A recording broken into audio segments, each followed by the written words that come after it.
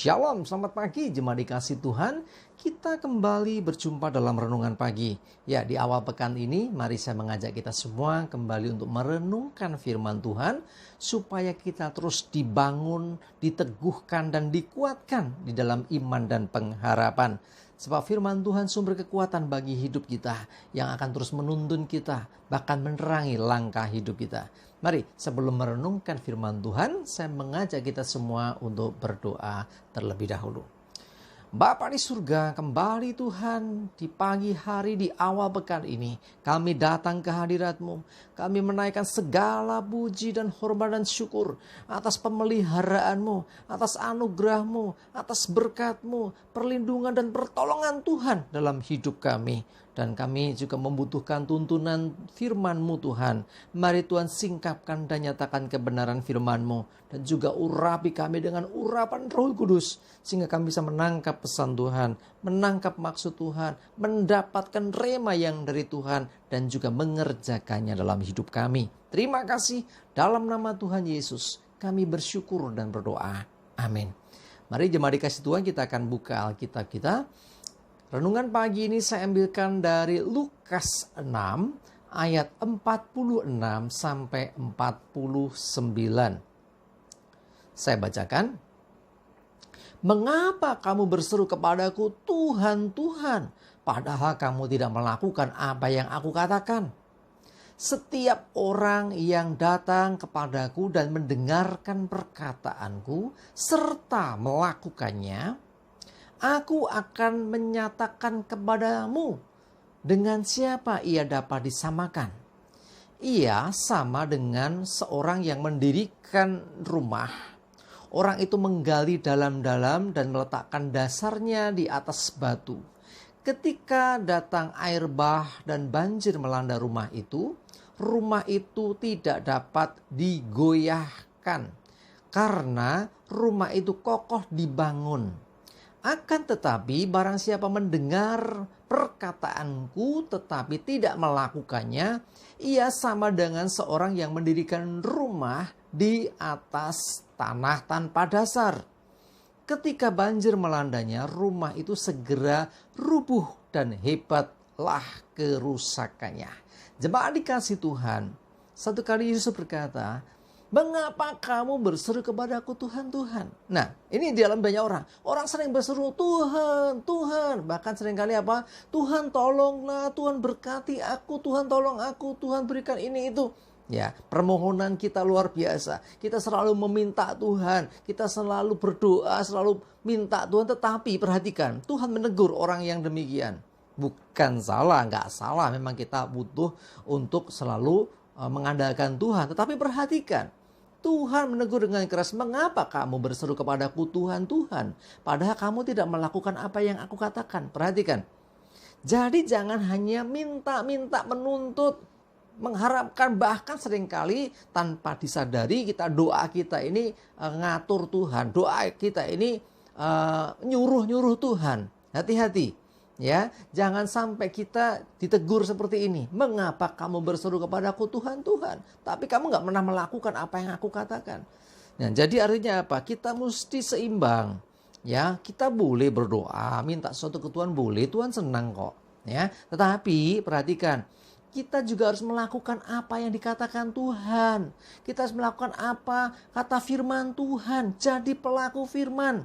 Nah, ini gak kalah penting. Kalau kita sering melakukan firman Tuhan, selalu bahkan melakukan perintah Tuhan, maka doa kita, seruan kita akan dijawab Tuhan.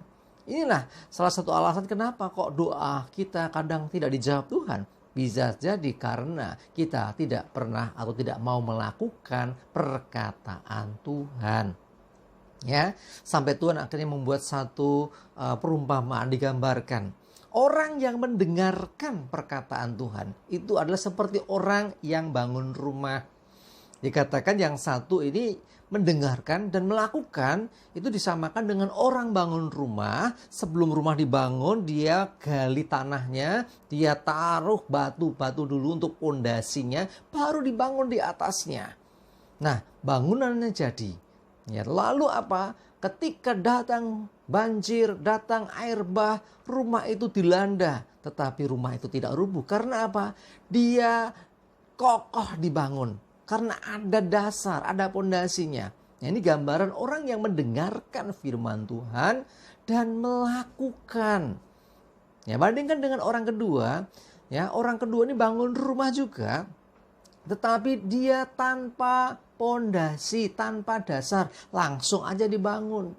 Setelah selesai, ketika banjir datang melanda rumah itu, maka rumah itu rubuh dan hebatlah kerusakannya. Hancur semuanya. Jadi jangan sampai ya kita jadi seperti orang kedua. Bangun rumah tanpa dasar. Yang terjadi kemudian apa? Ya kehancuran ketika badai datang. Itulah hidup kita. Ketika kita selalu melakukan firman Tuhan, menghidupi firman Tuhan, ketika badai masalah datang, ketika pergumulan datang, beban yang berat datang, kita akan tetap kuat. Kita punya pegangan yaitu firman. Kita percaya dan melakukan firman. Maka Tuhan mendengar seruan kita. Saat kita dalam masalah kita berseru dan Tuhan menolong kita. Karena kita melakukan perkataan Tuhan atau firman Tuhan. Sebaliknya, kalau nggak pernah melakukan firman Tuhan, hidup semaunya sendiri, ditegur firman Tuhan, mutung, ngambek, akhirnya suara Tuhan-Tuhanan loh. Ya, ketika masalah datang hancur berantakan. Jemaat dikasih Tuhan, kalau engkau ingin supaya seruanmu, doamu dijawab Tuhan, saya katakan salah satunya, engkau harus selalu melakukan apa yang dikatakan Tuhan. Jadi pelaku firman Tuhan. Supaya ketika engkau ada dalam masalah, engkau dalam pergumulan, engkau tidak goyah. Seperti orang yang bangun rumah di atas batu atau pondasi yang kokoh tadi. Sehingga badai datang pun dia tetap berdiri. Karena dia percaya, dia punya iman, dia punya dasar yang kuat. Ya, karena dia selalu melakukan apa yang dikatakan Tuhan. Sebaliknya, jangan pernah saudara jadi orang yang kedua yang tidak mau melakukan, hanya dengar saja. Jadi seringkali kan kita mendapati sama-sama ke gereja, sama-sama beribadah, tetapi kenapa si A kok hidupnya diberkati ya? Kok aku kok enggak ya? Si A itu berdoa dijawab Tuhan, kok aku enggak ya? Coba jangan salah paham. Tuhan tidak pernah menganaktirikan orang. Jadi Tuhan itu semua di hadapan Tuhan sama. Tetapi orang-orang yang melakukan, nah beda dengan orang yang tidak melakukan perkataan Tuhan. Ya, jadi sekali lagi, jangan menyalahkan orang lain, jangan menyalahkan Tuhan. Ketika kok hidupku begini-begini saja ya, kok si A itu kok diberkati ya, kok dia berhasil ya. Coba lihat bagaimana dia meresponi firman Tuhan. Ayo mari saya mengajak kita. Firman Tuhan jelas mengatakan, menegur murid-muridnya juga, menegur orang-orang termasuk kita semua. Mengapa kamu berseru kepadaku Tuhan, padahal kamu tidak melakukan apa yang aku katakan. Nah, jangan sampai teguran ini kita abaikan begitu saja. Jadikan ini sebagai peringatan buat kita. Ayo belajar melakukan apa yang dikatakan Tuhan, supaya hidup kita juga senantiasa diberkati, diteguhkan dan dikuatkan ketika menghadapi tantangan dalam kehidupan. Amin. Kita berdoa. Tuhan, terima kasih, kami bersyukur untuk teguran firman-Mu hari ini. Seringkali kami berdoa minta ini itu, tetapi seringkali juga kami mengabaikan perkataan firman-Mu. Kami belajar hari ini Tuhan untuk kami boleh melakukan apa yang Tuhan perintahkan. Menjadi pelaku firman Tuhan. Roh Kudus tolong kami untuk kami bisa mengerjakannya dalam hidup kami. Terima kasih, kami serahkan hari ini hidup kami dalam pimpinan penyertaan-Mu ya Tuhan. Jauhkan celaka mara bahaya dan biarlah damai sejahtera dan berkat-Mu terus menyertai kami semua. Dalam nama Tuhan Yesus kami bersyukur dan berdoa.